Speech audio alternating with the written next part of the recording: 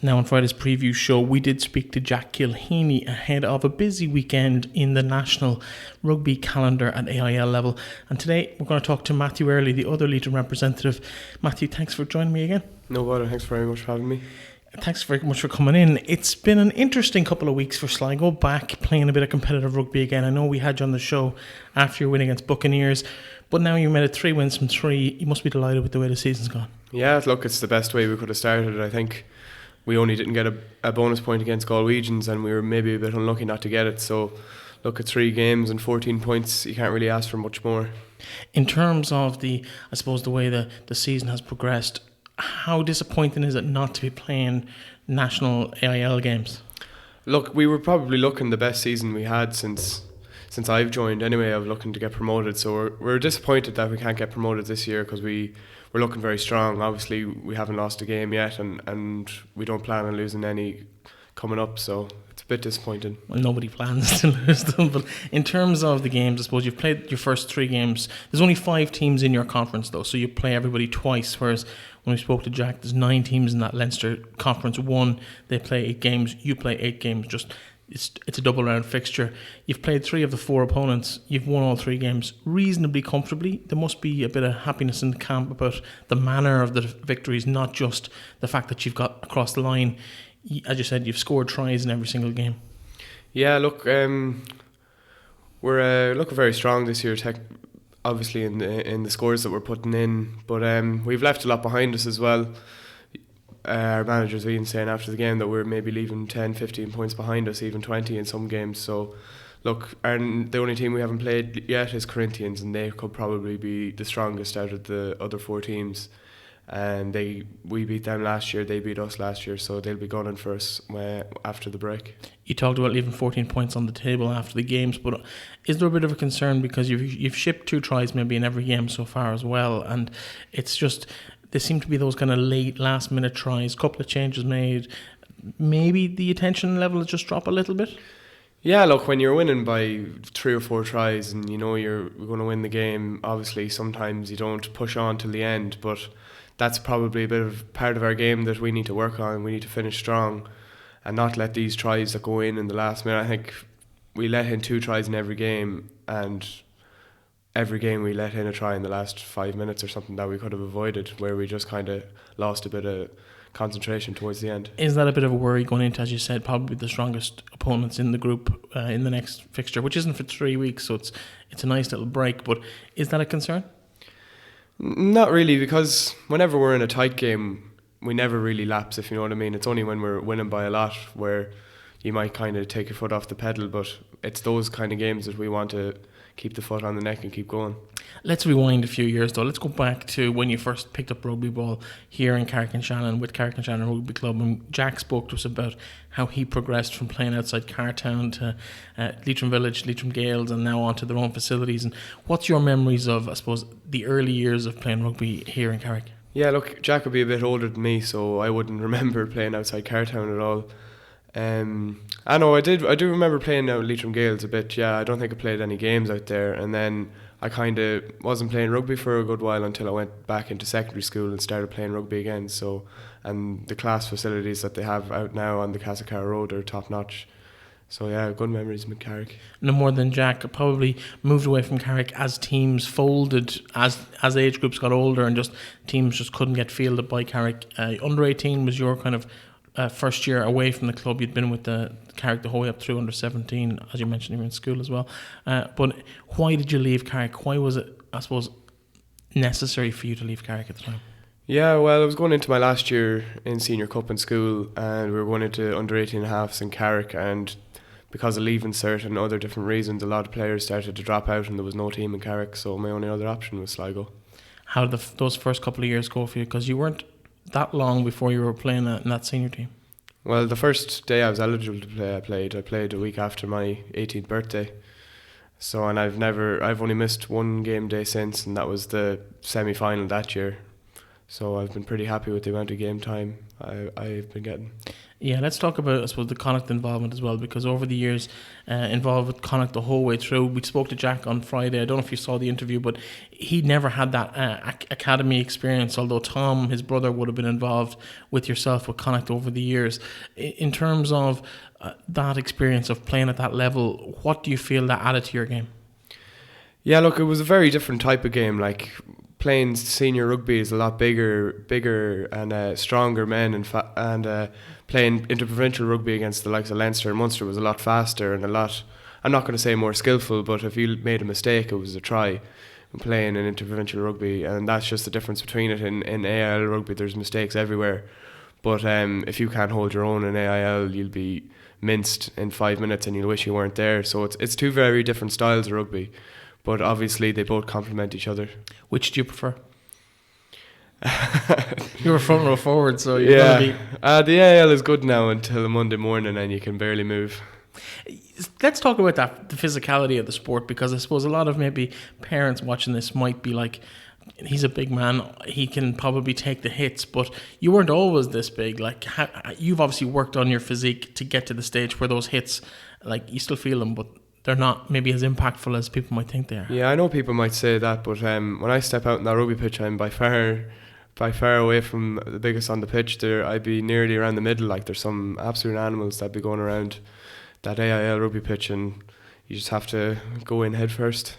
What's the advantage of being involved with head first? Absolutely. What's the involvement with Sligo Rugby Club like? What's the difference between that and Carrick? Because obviously they both serve the county. Carrick probably covers most of the south of the county, from Ballina, Carrick and North Roscommon area, and I suppose anyone from Manor Hamilton or that area would head in towards Sligo just naturally because of distance. What's the difference you found between the two teams? As in the adult teams? Well, as in the clubs themselves. Well, they're both fairly good rugby clubs in terms of getting people out playing rugby, and Carrick, as I know, usually have a team at every age group going up and have a senior team there as well. So, look, they're two great clubs. Sligo are just kind of producing higher quality players, and that's the attraction for Sligo. But obviously Carrick is still a great club to be a part of. Is that down to population though? Well, I think it's more to do with the history of the club. The club is over 130 years old, and they've had players representing Connacht every year for as long as I've known, and even players representing Ireland, and they have pro players at the moment and everything, and Carrick wouldn't really have that history. And anyone that has been through Carrick has kind of moved on to a bigger kind of club. And Carrick's a new enough club, and they're on the up, but that'd be the kind of difference between them. Sligo is the history there, where Carrick wouldn't.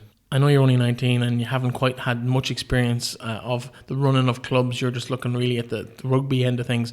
But in terms of the steps that Carrick have made over what is a fairly short history, as you mentioned, probably only about 10 or 12 or 15 years, what are the next steps they have to take? How do they become more attractive to someone like yourself or like Jack Gilheeney or the other lads that have come through over the most recent years, and keep them involved and really push that up the leagues and up the grades in Connacht Rugby? Well, I don't think there's really much more that Carrick can do, because they're growing every year and they're doing very well. I think what could help Carrick a lot would be schools rugby around the county, because you see in Sligo there's two big schools rugby teams in Sligo with Summerhill and the Grammar that I went to, and a lot of clubs are in Connacht anywhere are fed by schools rugby clubs or school rugby teams. So if I was in Carrick, I'd be looking at Carrick Community School or Ballina or Drumshanbo or any school just to get a bit of schools rugby going, because it's just you're playing rugby midweek and then you're playing it at the weekend, and that's the difference between a lot of clubs. You're obviously an accomplished Gaelic footballer as well. You've played county football the whole way up to under 17 level until you chose, I suppose, to focus on the rugby career. Junior C champions this year. Yeah. You must have been delighted. You played actually AIL game at 2:30 and a county final at 5 in two different counties. Yeah. That's a fair achievement. Yeah, I was fairly bombing at home from Sligo, so I made it in time anyway. I was actually a bit late. I came in during the national anthem and got on at half time and finished it off, and it was nice. It was a nice weekend. When you're playing at a national level and then you come back and you're playing with the lads you grew up with at a junior C football level, what's the major difference between those two sports? To be honest, the enjoyment was completely the same. There's nothing better than win a county final with the people that you grew up with and managers that have managed you back throughout the years, and it was great. It was great to have both of them and that I could do both of them. And in terms of the AIL, no issues with them coming down and playing at that grade? They wouldn't be too happy if it was ongoing, but I told them it was the final, and there wasn't too much said about it.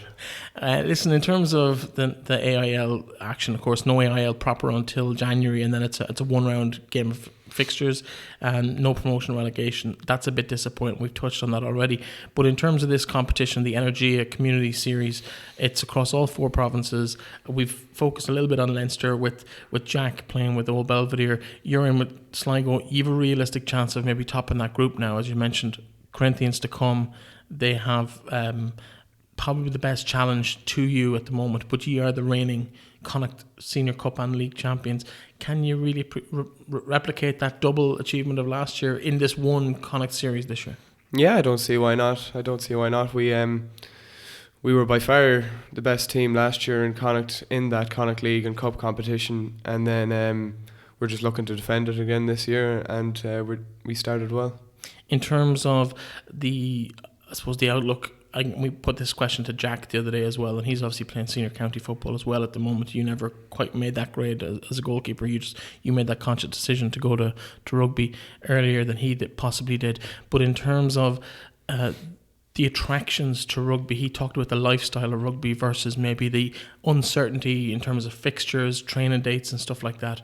What's your main attraction to rugby over Gaelic football? Because people have a perception that it's money, but there's no money involved. So no, I've never been paid. I've always been involved with Connacht Underage, which is underage, so it's amateur, and Sligo Rugby is an amateur sport. So for me, I suppose when I decided to give up football, I was in the Connacht Underage setup, so it made sense to follow the professional career, because there was a future as a professional rugby player there. And then I'm playing with Sligo now, and I'm happy enough. In terms of that professional career path you spoke about, that Connacht journey ended for you at underage levels, but you're now playing AIL. You're probably a couple of years ahead in terms of your compatriots in the age group, in terms of development. They're all still playing under 20 rugby. Very few of them have made that breakthrough. You've probably got 20-25 appearances under your belt at this stage. Do you feel there's an option there at some stage, maybe that there might be a knock on the door in 2 or 3 years' time? Is that a possibility? I know you're in university now at the moment, but would that be something you'd entertain down the line? Yeah, 100%. There's been loads of players that have come from AIL standard rugby and gone straight into a professional team. Joey Carberry would probably be the best example of that. He played for Ireland before he played for Leinster. Came straight in from Clontarf, I think it was. And obviously, yeah, I'm enjoying. To be honest, I'm enjoying what I'm doing now, playing with Sligo and going to college, and it's working well. And look, if someone came knocking on the door, obviously you'd think twice about it. You'd have the conversation at least. In terms of advice you could give to some child or parent, maybe of a child who's interested in playing a bit of rugby at the moment, they could be playing under 8s, under 10s, under 12s, and is looking to you, Jack, or Shane Mallon, or Jack Matthews, who are all making waves in the world of rugby, what would your advice be to that child or that parents? Just whatever club you're closest to, is it Longford or Carrick or Sligo, just go. It's usually a Sunday morning, just go out, enjoy yourself, and just keep playing rugby. That's all I can say. Yeah, take the hits and see how you end up. Yeah, if you like it, stick at it. Yeah, 100%. Well, listen, Matthew, thank you very much for joining in. Congratulations on the fantastic start to the season. Enjoy your next 2 weekends off. It's great to kind of get that little bit of a breather, and hopefully there'll still be rugby in 3 weeks' time. We're not on a level 5 lockdown by the time that rolls around, and you'll get to finish off the end of the Connacht series. It's been a great start to it. Thanks very much for dropping in. No bother, thanks very much.